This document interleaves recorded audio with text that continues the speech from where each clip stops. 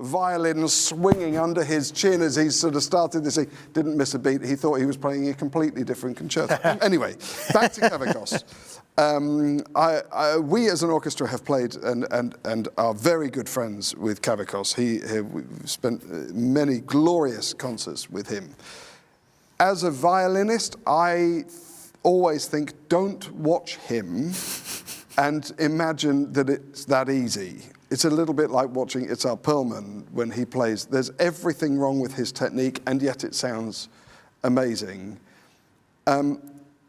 What do you, is that irritating when you, I mean, you're about to start playing the piece? Is that irritating when you see somebody that just really makes it just look so easy? Well, I think actually it's great to see people playing these things, this kind of difficult repertoire so easy, because this is a big inspiration for me, especially for students who are confronted first, for example, with that big concerto, and learning from this, like, okay, you practice now in this relaxed feeling, because if you're standing there on stage, then you have way more other difficulties to struggle with. And so I think that's great. But on the other hand, of course, if a violinist has played for many years all these difficult programs, and this is just nothing anymore for him or her, then it can get, maybe, how do you say that in British, you can get out of this? Not out of this, you can get just... Well, you get nonchalant in French. Yes, absolutely. But so, is it difficult to play? Is it a difficult concerto? Musically, we know that you need to be in a certain place to approach it. But technically, is it difficult? I think it's technically difficult, but if you get a lot into it, if you practice it, and if you really, read the score, and also seeing what's going on actually in the orchestra with the harmony is very important in that piece. Well, like in other pieces as well, but if you see the harmony, then you know, aha, okay, I have to point out this and that, because there are so many like fast scales in the beginning. When the oboe has the solo, you cannot play bar by bar. You have to see the big line, and this you first have to understand. And I think that's one of the difficulties, to have the strength and also the patience to get through this intellectually, and then you can, I think if you have this in your head, then you have a lot of in your head already, and then you can go on with musicality and other struggles on stage.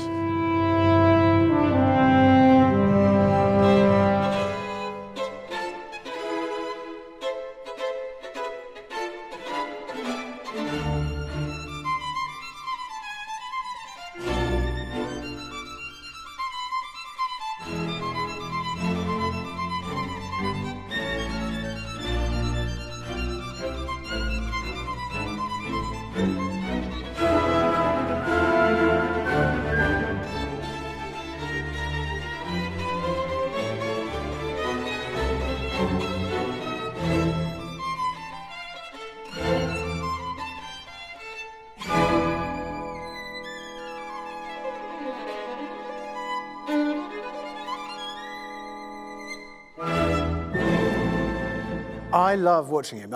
I've seen him play solos, concertos quite a few times in London. Usually not this repertoire, because it's not really the repertoire I would choose to go and see, but I've seen him play Bartók, those extraordinary concertos that Bartók wrote.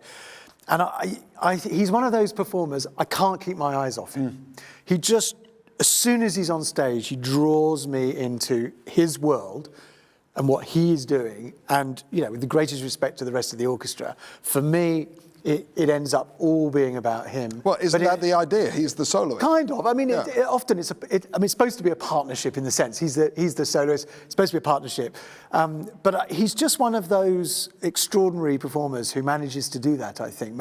He sort of creates a spotlight without there being an actual spotlight. The conductor for this performance is young Daniel Harding. I keep saying young because I've known Dan since, I shouldn't say Dan, he's Daniel. I've known Daniel, Danny, it's not the worst thing I've called him, since he was about 12, I think. We were at school together. He still looks 12. He still looks 12. He's 47. Yes, Dominic. yes, I know. He's 47. so irritatingly sort of young, fresh looking, and it's also a lot to do with his attitude. He's a very young, fresh, energetic man. You know Daniel very well, Yeah. of course, from your time with the LSO. Well, and I first met him when he was 18. I mean, I think the other reason why we always think of him as young is he really did start young. I mean, prominently started young. Yeah. When I was at the BBC at this point, based in Birmingham, where the City of Birmingham Symphony Orchestra, of course, is based.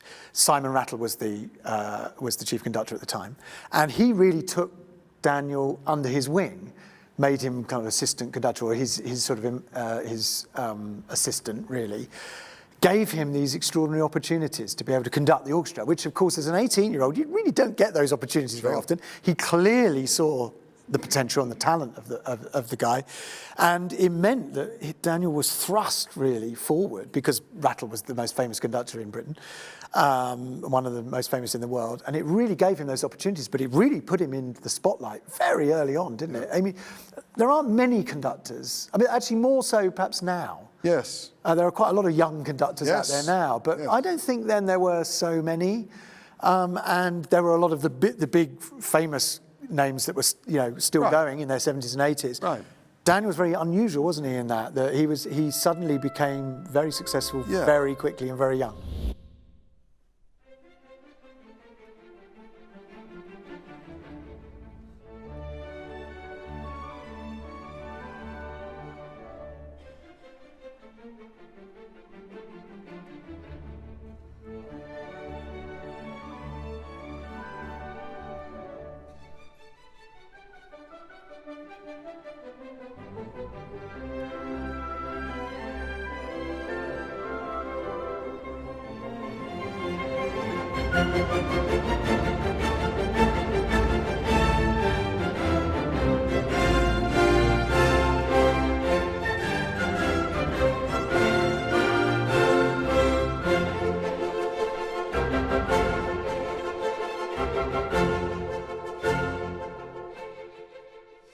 The best orchestra in the world, by a very long way. The Concertgebouw Orchestra being conducted by Daniel Harding there in the Pastoral Symphony by Beethoven. And you would say that, obviously, because you're in it, but I agree with you.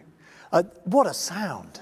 Yeah. I mean, I know it's a great hall, but what a sound that It is a great hall. It is a great hall, but that is quality orchestral playing. But you're not playing it. No, I'm not playing that. But actually, I want to know, what does it feel like to watch your orchestra when you're not in it? Unbelievable pride.